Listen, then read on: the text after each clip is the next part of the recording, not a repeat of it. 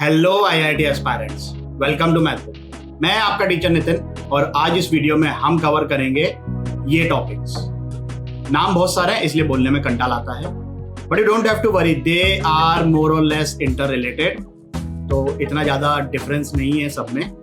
The only problem with this topic is कि इसकी recall value बहुत कम है। हम जो आज पढ़ेंगे, जो क्वेश्चन सॉल्व करेंगे, वो तो ऑब्वियसली आप लोगों से बहुत इजीली हो जाएंगे, बट अगर 2 या 3 महीने बाद इसी टॉपिक पे बेस्ड कहीं कोई क्वेश्चन देखने को मिले तो शायद सॉल्व नहीं कर पाओ क्योंकि भूल जाओगे। अब वो भूलते इसलिए हैं क्योंकि स्टूडेंट्स सिर्फ इस बात में इंटरेस्टेड रहते हैं कि फाइनल फॉर्मूला क्या है। ऑब्वियसली फाइनल फॉर्मूला आपको याद रखना है, बट डेरिवेशन को भी ध्यान रखो। I am not telling you to memorise the derivation, nobody is going to ask you that, लेकिन अगर आप प्रोसेस को ध्यान रखोगे तो जो फाइनल आउटपुट आता है उसको आप लंबे समय तक याद रख सकोगे। तो वीडियो प्रॉपरली देखना। डेरिवेशन थोड़ा सा बोरिंग लगता है, मुझे पता है स्टूडेंट्स को, बट उसको समझना, अंडरस्टैंड द लॉजिक। वजह समझ में आएगी तो मजा भी आएगा। तो आइए शुरू करते हैं।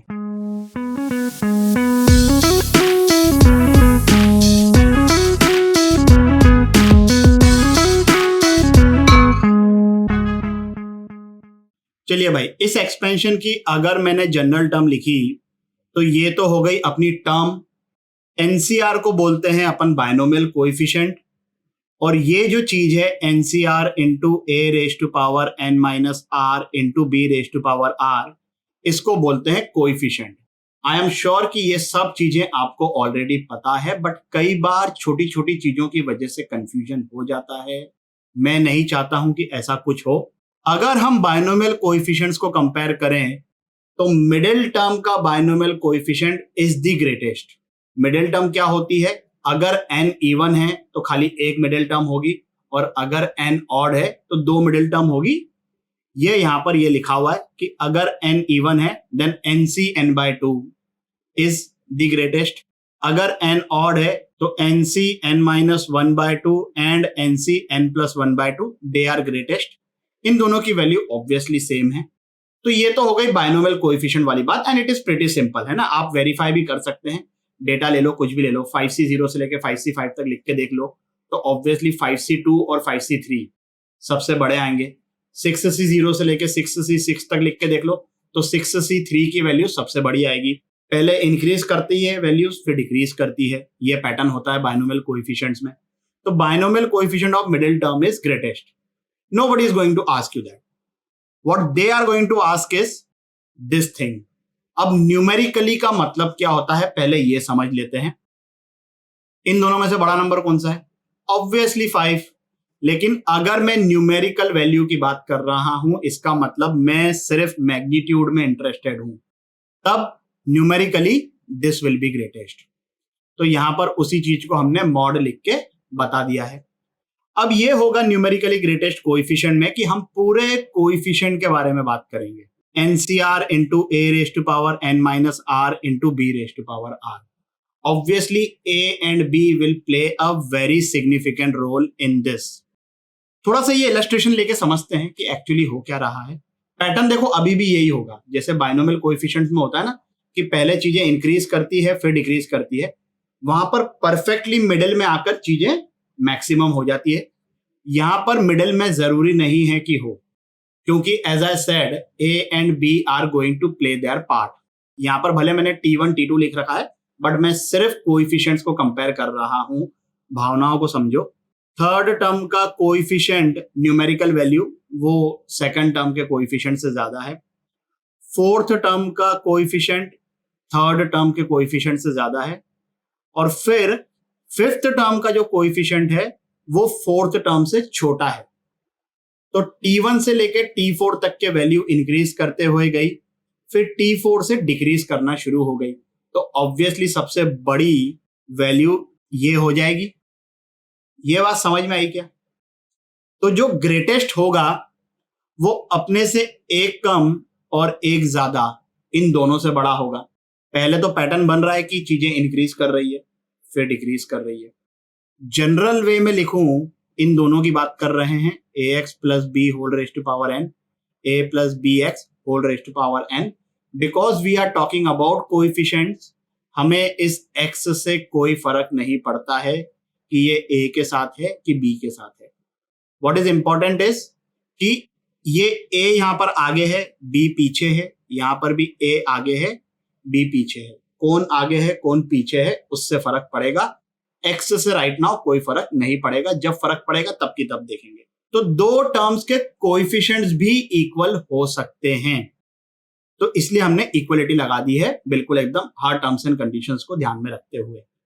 अब numerical value of the coefficient of r plus 1th term is greater than the numerical value of the coefficient of rth term, and numerical value of the coefficient of r plus 1th term is also greater than or equal to the numerical value of the coefficient of r plus 2th term.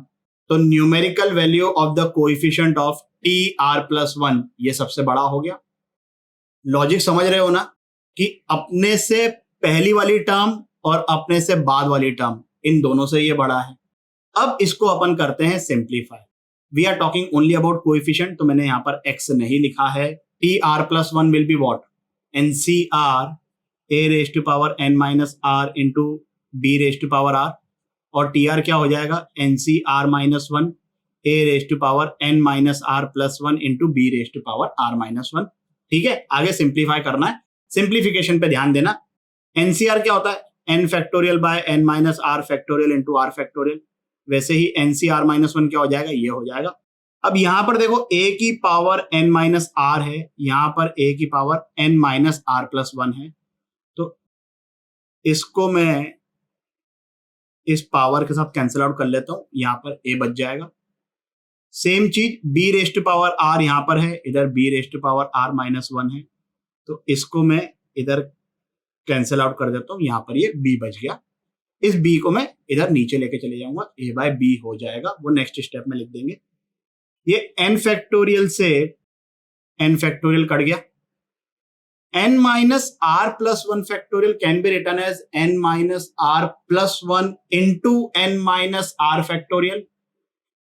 तो यहां पर ये जो n minus R factorial है, ये factorial को मैं हटा देता हूं. समझ गए ना, n minus R plus 1 into n minus R factorial लिखूंगा तो n माइनस आर फैक्टोरियल दोनों तरफ कट जाएगा. सेम चीज यहां पर r माइनस 1 फैक्टोरियल लिखा हुआ है, यहां पर r फैक्टोरियल लिखा हुआ है, तो r फैक्टोरियल को लिख सकता हूं मैं r into R minus 1 factorial. तो ये फैक्टोरियल हटा दिया मैंने इसके साथ. इसका मतलब क्या हो गया कि r minus 1 factorial cancel out हो गया. अब जरा ध्यान से देखो क्या क्या चीजें बच गई. यहां पर ये a बच गया, यहां पर ये b बच गया, यहां पर ये n माइनस आर प्लस 1 बच गया, और यहां पर ये r बच गया. चीजों को रीअरेंज करूं मैं तो इस तरीके से सिचुएशन हो जाएगी. मॉड कहां गया, पूछना मत भाई, है ना. ये n माइनस आर प्लस 1 और ये जो r है ये तो पॉजिटिव है ना. हमने मॉड क्यों इंश्योर किया है, because of a and b. हमको उनके बारे में नहीं पता है कि a पॉजिटिव है कि नेगेटिव है, b पॉजिटिव है कि नेगेटिव है, उनका ध्यान रखना है. बाकी n r ये सब तो नेचुरल नंबर्स हैं. तो यहां पर जब मैं n minus R plus 1 divided by r किया तो वहां का जो मॉड्यूलस है वो मैंने हटा दिया. तो हटा दिया भाई, ये हटा दिया, ये mod of a plus B. बाकी ऐसा सिंप्लीफिकेशन किया फटफट फटफट फट ऐसा. तो ये r की वैल्यू आ रही है less than equal to n plus 1 divided by 1 plus mod of a by b. इसको ऐसे ध्यान रखो, जो पहली टर्म थी और जो ये दूसरी टर्म है, मैंने कहा था ना कौन आगे है कौन पीछे है वो मैटर करता है. तो न्यूमरेटर में, डिनोमिनेटर के न्यूमरेटर में क्या आएगा, आगे वाली टर्म डिवाइडेड बाय पीछे वाली टर्म. ठीक है, ये कई बार क्या होता है ना, बच्चे भूल जाते हैं. यहां पर मैंने कहा ना कि कोई फर्क नहीं पड़ता है कि x किसके साथ है. तो कई बार ऐसा होता है कि बच्चे ऐसा समझते हैं कि अच्छा ये यहाँ पर ऊपर वो आएगा जिसके साथ x है. नहीं, ऐसा नहीं है ना.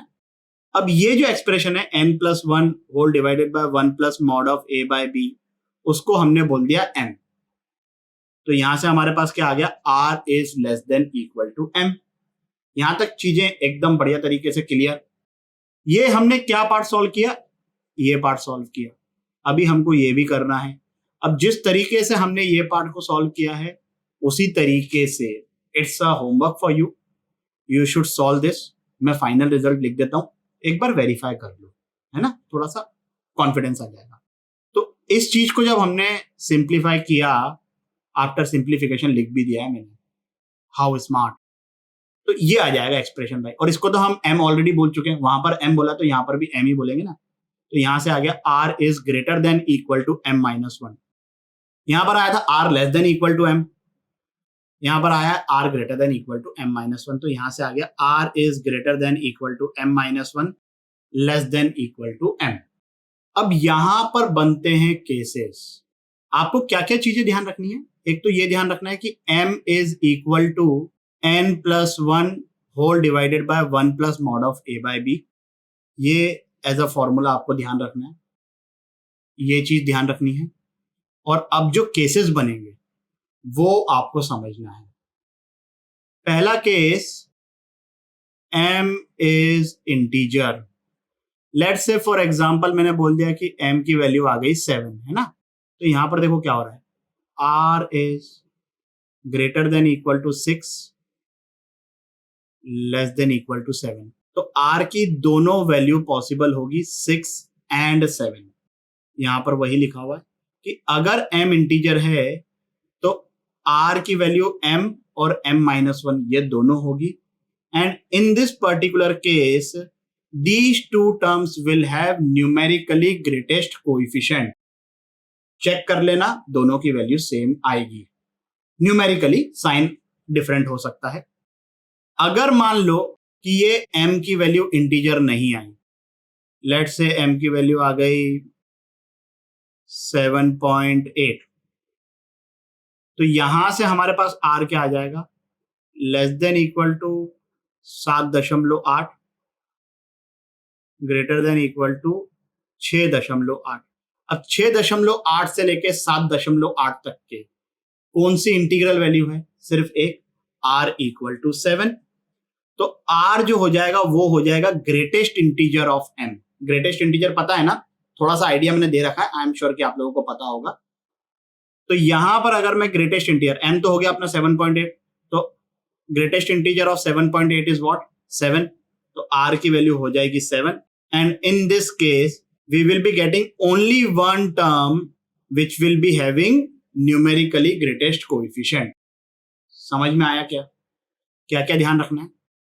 एक तो ये फॉर्मूला, ये वाला एक्सप्रेशन, और उसके हिसाब से ये केसेस। दो केसेस बनेंगे, m इंटीजर है तब दो टर्म्स होगी ऐसी जिनका न्यूमेरिकली ग्रेटेस्ट कोएफिशिएंट होगा, और अगर m इंटीजर नहीं है तो उसका ग्रेटेस्ट इंटीजर वो हो जाएगा r के इक्वल, और इस केस में सिर्फ एक ही टर्म ऐसी होगी जिसका न्यूमेरिकली ग्रेटेस्ट कोएफिशिएंट होगा।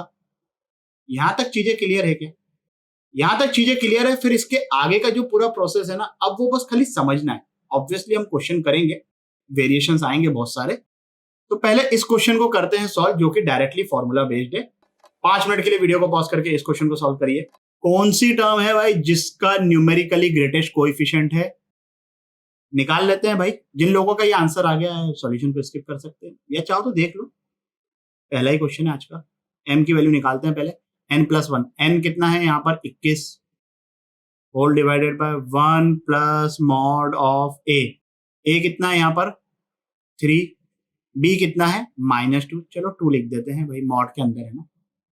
यहां से इसकी वैल्यू कैलकुलेट करी तो ये आ रहा है 44/5। ऑब्वियसली इंटीग्रल वैल्यू नहीं है, 8.8। तो r क्या हो जाएगा, ग्रेटेस्ट इंटीजर ऑफ m। 8.8 का ग्रेटेस्ट इंटीजर 8, और इस केस में सिर्फ एक ही टर्म ऐसी होती है जिसका न्यूमेरिकली ग्रेटेस्ट कोएफिशिएंट होता है। तो आंसर आ गया उस हिसाब से T9। Clear with this? आगे बढ़ते हैं। न्यूमेरिकली ग्रेटेस्ट टर्म, अब यहां पर जब हम बात कर रहे हैं टर्म की, तो ये पूरी टर्म है, इसमें obviously x is going to play its part. एक रैंडम पॉलिनोमियल लिख लिया है। अगर मैं सिर्फ न्यूमेरिकली ग्रेटेस्ट कोएफिशिएंट की बात करूं तो ये जो फोर्थ टर्म है वो हमारा आंसर हो जाएगा। बट अगर मैं ग्रेटेस्ट टर्म की बात करूं, न्यूमेरिकली ग्रेटेस्ट टर्म की, फिर से हम मॉड को ही कंसीडर करके चलेंगे।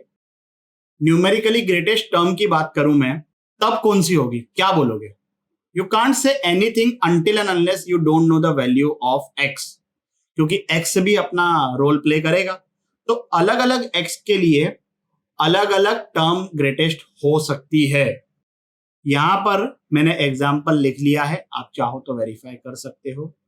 x इक्वल टू 1/2 के लिए ये वैल्यू सबसे बड़ी आएगी, x इक्वल टू 2/3 के लिए ये वैल्यू सबसे बड़ी आएगी compare to the other 4 values.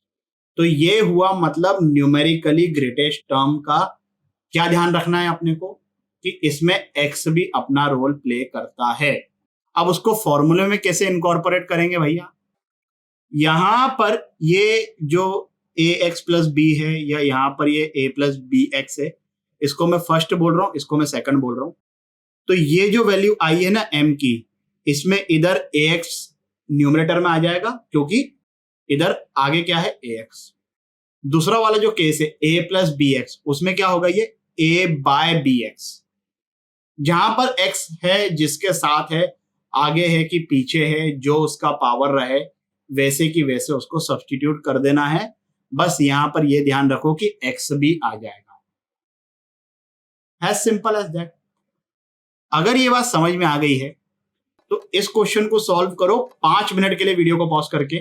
क्या आंसर आ रहा है भाई? जिन लोगों का ये आंसर आ गया सॉल्यूशन को स्किप कर सकते हैं, जिन लोगों का नहीं आया यात्रीगण ध्यान दीजिए। पहले अपन m निकालेंगे, n+1।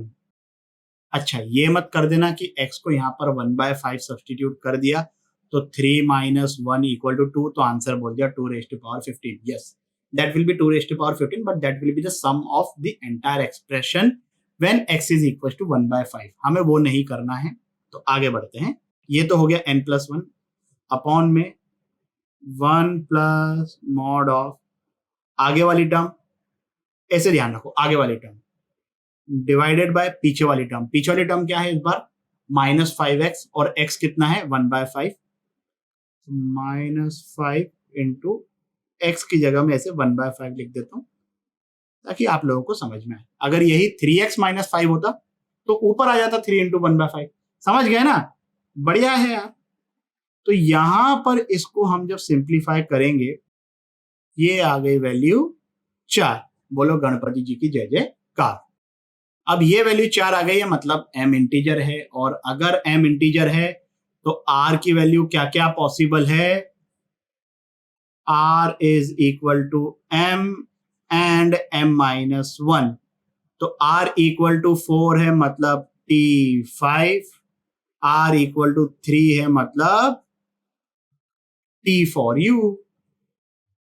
अब अगर अपन न्यूमेरिकली ग्रेटेस्ट की नहीं, ग्रेटेस्ट की बात करें, एलजेब्राइकली ग्रेटेस्ट या सिर्फ ग्रेटेस्ट, जैसे हमने एग्जांपल लिया था ना 5 और -10, तो इन दोनों में बड़ा कौन है? नेचुरल वे में we will be telling the answer 5, है ना? तो एलजेब्राइकली ग्रेटेस्ट बोलो या सिर्फ ग्रेटेस्ट बोलो, they are one and the same thing. अब इसको कैसे सॉल्व करेंगे? इस पे जो भी चीजें मैं आप बोलने वाला हूं उसको ध्यान रखना है। ये यहां पर मैंने चार्ट तो बना दिया है, रुको मैं इसको मिटा देता हूं। आप चाहो तो इसका फोटो खींच लो, स्क्रीनशॉट ले लो, बट समझ लो, जितने अच्छे से समझोगे इसमें कोई दिक्कत नहीं आने वाली है, because it is just like ये स्टेटमेंट का ये आउटपुट है, कोरिलेट करना है चीजों को। तो देखो भाई, सबसे पहली बात तो एलजेब्राइकली का सेंस कब बनेगा? जब हमारे पास इस टाइप का कोई बायनोमियल एक्सपेंशन है, पावर कुछ भी है भाड़ में जाए, ये माइनस हो बीच में, क्योंकि तभी अल्टरनेट प्लस माइनस चलेंगे, तभी न्यूमेरिकली ग्रेटेस्ट में और मे नॉट बी एलजेब्राइकली ग्रेटेस्ट। अगर यही चीज बीच में प्लस होती तो सबके सब टर्म्स पॉजिटिव आ जाते, तब तो जो न्यूमेरिकली ग्रेटेस्ट होता वही एलजेब्राइकली ग्रेटेस्ट हो जाता। भावना समझ रहे हो ना कि भाई सब पॉजिटिव हैं। अभी अगर मैं लिख दूं 5, 10, 15, इनको कंपेयर करो तो न्यूमेरिकली भी 15 बड़ा है, एलजेब्राइकली भी 15 बड़ा है। तो सेंस कब बनेगा? जब इधर बीच में माइनस होगा, मतलब एक टर्म पॉजिटिव है और एक टर्म नेगेटिव है ना? We don't have to mention that. करना कैसे सॉल्व? सबसे पहली स्टेप में तो आप आर को कैलकुलेट करो उसी तरीके से जैसे हम कैलकुलेट करते आ रहे थे, वही n+1 divided by 1 plus mod लगाना है इस बार, है ना। ठीक है, ये पहली स्टेप में तो वैसे ही करना है जैसे अभी तक किया है, नथिंग डिफरेंट। फिर हमारे पास दो पॉसिबिलिटी बनती है कि दो टर्म्स ऐसी है जिनका न्यूमेरिकली ग्रेटेस्ट कोएफिशिएंट है, कि सिर्फ एक टर्म ऐसी है। लेट्स से पहला केस है ये, जब दो टर्म्स का न्यूमेरिकली ग्रेटेस्ट कोएफिशिएंट है। अब एज आई सेड कि अल्टरनेट प्लस माइनस चलते हैं, अगर दो टर्म्स जो लिखी हुई है वो 3x-2 में एक पॉजिटिव है और एक नेगेटिव है, तो अल्टरनेट प्लस माइनस चलेंगे। तो इन दोनों में से ऑब्वियसली एक पॉजिटिव होगा एक नेगेटिव होगा। जो पॉजिटिव होगा, देखो मैग्नीट्यूड वाइज तो दोनों की वैल्यू बराबर है ना, एक 15 है तो दूसरी -15, या ये -15 तो ये 15, ठीक है, magnitude wise they are same, the only difference is sign. तो इन दोनों में से जो टर्म पॉजिटिव होगी वो ग्रेटेस्ट हो जाएगी, और जो टर्म नेगेटिव होगी वो स्मॉलेस्ट हो जाएगी, या लीस्ट बोल लो। एजीसी का मतलब एल्जेब्राइकली ग्रेटेस्ट कोएफिशिएंट, एएलसी का मतलब एल्जेब्राइकली लीस्ट कोएफिशिएंट। ये समझ गए ना कि जो पॉजिटिव है वो सबसे बड़ी हो गई, ये बात तो समझ में आ गई। जो नेगेटिव है वो सबसे छोटी क्यों हो गई, क्योंकि मैग्नीट्यूड वाइज तो वो सबसे बड़ी थी ना भाई, अब माइनस लगने की वजह से तो वो उतनी छोटी हो गई। समझ गए ना बात को। यहां पर समझते हैं, यहां पर जब खाली एक ही टर्म है तो तब क्या होगा। अब जब खाली एक ही टर्म है तो ये देखेंगे कि भाई इसकी साइन कैसी है, पॉजिटिव है कि नेगेटिव है। अगर इसकी साइन नेगेटिव आई तब तो ये बन जाएगा एल्जेब्राइकली लोवेस्ट, और अगर ये नेगेटिव आया है तो इसके पहली वाली टर्म और इसके बाद वाली टर्म वो पॉजिटिव होगी, तो उन दोनों में से कोई एक ग्रेटेस्ट होगी। कौन सी होगी, you have to calculate that, we don't have any direct method. Calculate करके देखोगे, कैलकुलेट करने का मैं अच्छा तरीका बता देता हूं।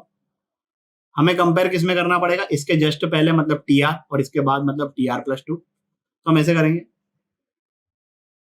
Don't calculate their value individually, check the ratio. अगर ये रेशियो 1 से बड़ा आया तो TR will be greater than obviously TR+2, तो ये बन जाएगी ग्रेटेस्ट। और अगर ये रेशियो लेस देन 1 आया तो समझ गए ना। ये रेशियो कैलकुलेट करने में क्या होता है ना, जैसे वो फैक्टोरियल में अपन जब डिवाइड कर रहे हैं तो बहुत सारी चीजें कैंसिल आउट हो जाएगी, तो कैलकुलेशन अपने सस्ते सुंदर टिकाऊ हो जाएंगे। यहां पर फिर अगर ये टर्म बाय डिफॉल्ट पॉजिटिव आ गई तो ये न्यूमेरिकली तो ग्रेटेस्ट थी ही, अब ये ही बन जाएगी एल्जेब्रिकली ग्रेटेस्ट। और इस केस में TR और TR+2 ये इन दोनों में से कोई एक लोवेस्ट होगी।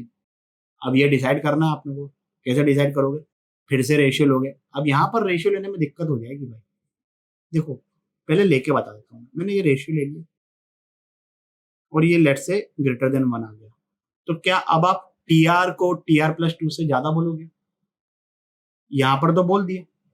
यहां पर क्यों ऐसा पॉसिबल था, because TR+1 was negative, TR and TR+2 they both will be positive, तो पॉजिटिव में लफड़ा नहीं है।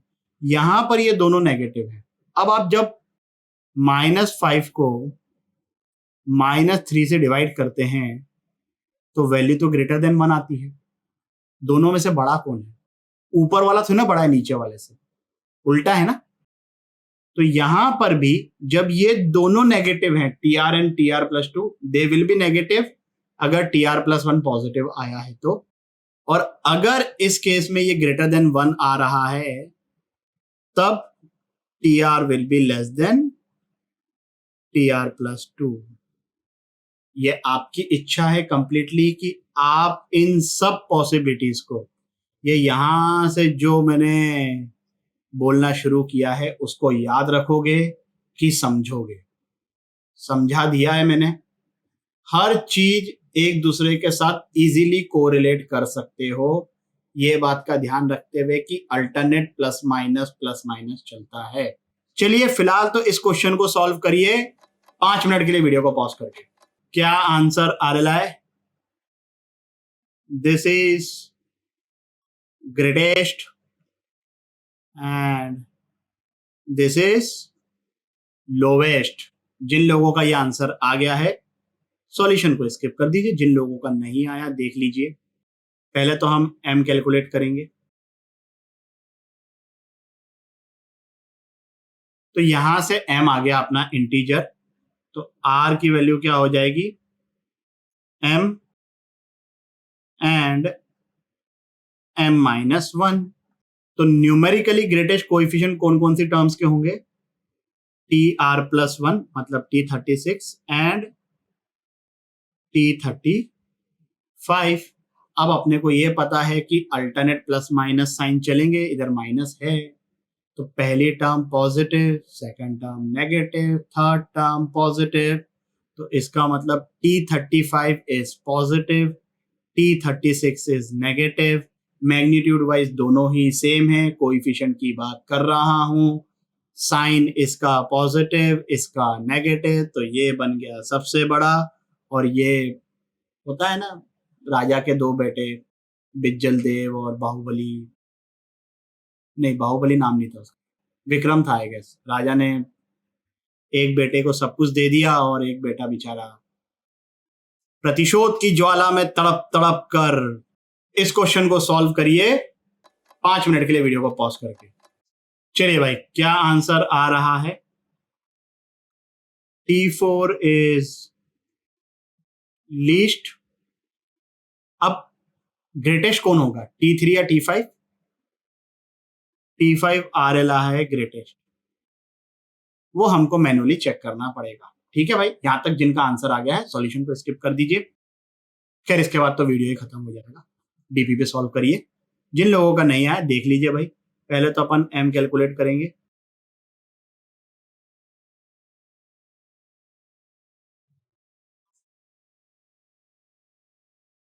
तो ये वैल्यू 4 से थोड़ी सी छोटी होगी, बट अपना को इसमें इंटरेस्ट नहीं है।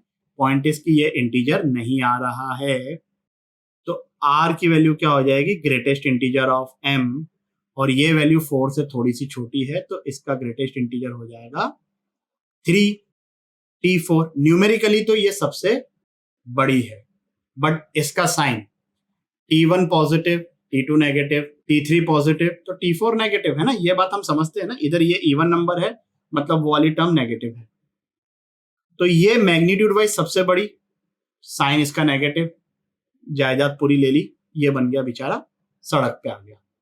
T3 और T5 ये दोनों में से कोई एक ग्रेटेस्ट होगी। कैसे कैलकुलेट करेंगे, रेशियो लेकर T3 upon T5, T3 will be,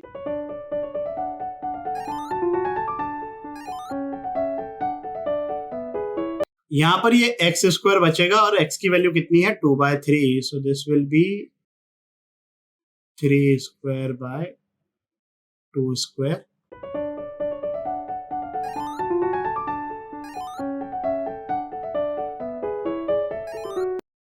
तो यहां पर T3 T5 से छोटा है, इसका मतलब T5 is greatest. Calculation obviously थोड़ी लेंदी है, बट अगर इंडिविजुअली कैलकुलेट करते बैठते तो क्या 7⁹9 निकालोगे, निकाल ही नहीं पाओगे। कंपेयर कैसे करोगे, डिवाइड किया, बहुत सारी चीजें कैंसिल आउट हो गई। इस वीडियो के लिए बस इतना ही। आशा करता हूं कि आपको ये टॉपिक भी अच्छे से समझ आया होगा। अगर समझ में आया हो तो लाइक कमेंट सब्सक्राइब करें और अपने दोस्तों के साथ भी शेयर करें। अगले वीडियो तक के लिए सावधान रहें, सुरक्षित रहें। जय हिंद।